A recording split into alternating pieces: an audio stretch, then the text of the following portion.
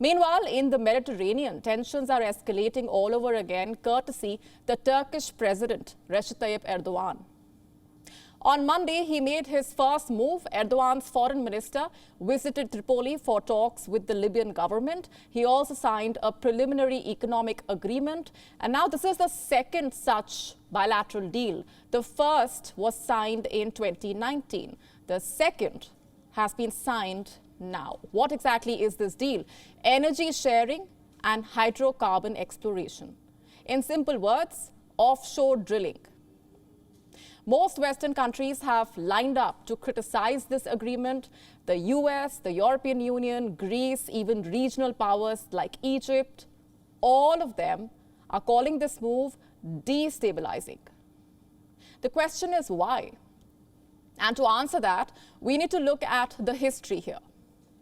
The Eastern Mediterranean has always been a hotspot. It is home to thousands of islands. The ownership of these islands is determined by two separate treaties. One is the Treaty of Lausanne in 1923, and the other is the Paris Peace Treaty of 1947. What do these treaties say?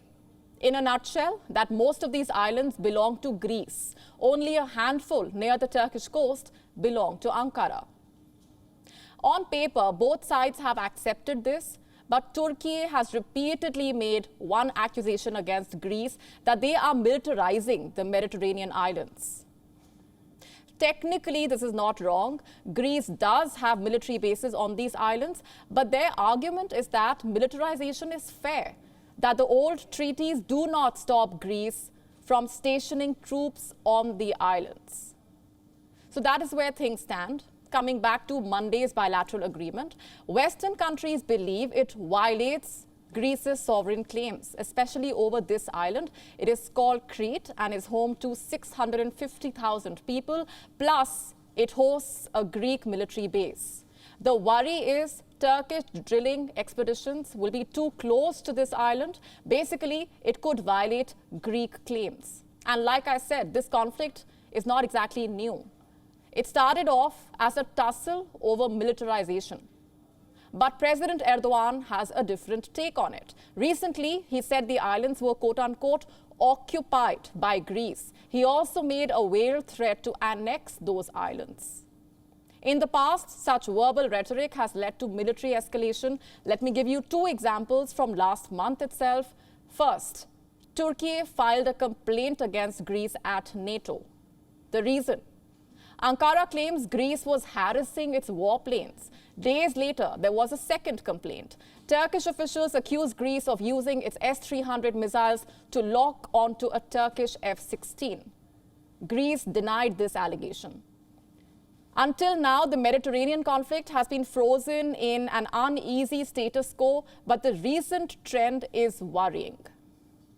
On both sides, there is little appetite to resolve this crisis. Erdogan says the Greek Prime Minister does not exist for him anymore. The Greek leader says Erdogan is strangely obsessed with his country. On Thursday, both leaders will be in Prague. They will be a part of the European Political Community Summit. And the way things stand, there will not be a bilateral meeting. But Greece says they will agree to it if Turkey asks. And knowing Erdogan, it looks unlikely at the moment. The Turkish president is in a great political position. The West needs his support for two important projects. One is to expand the NATO. Without Erdogan's support, the alliance cannot welcome Finland and Sweden.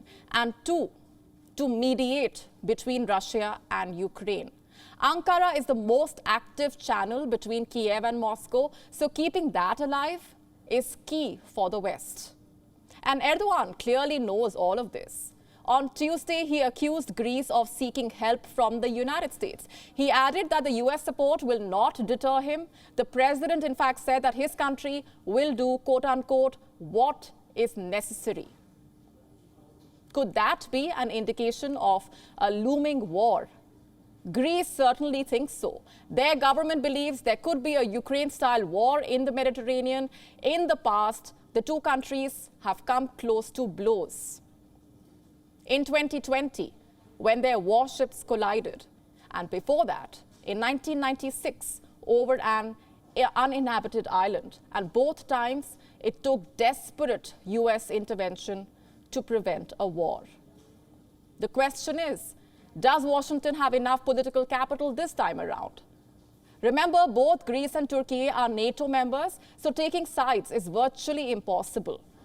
The best Joe Biden can hope for is a de-escalation, but with Erdogan holding NATO expansion hostage, even that is going to be tough.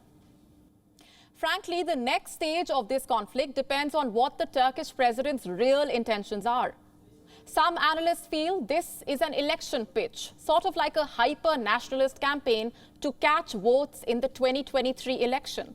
If that is the case, a war is unlikely. He may keep provoking Greece without actually going to war. But if Erdogan is truly challenging Greek sovereignty, things could get ugly. And this is a story we will keep tracking. WION now available in your country. Download the app now. Get all the news on the move.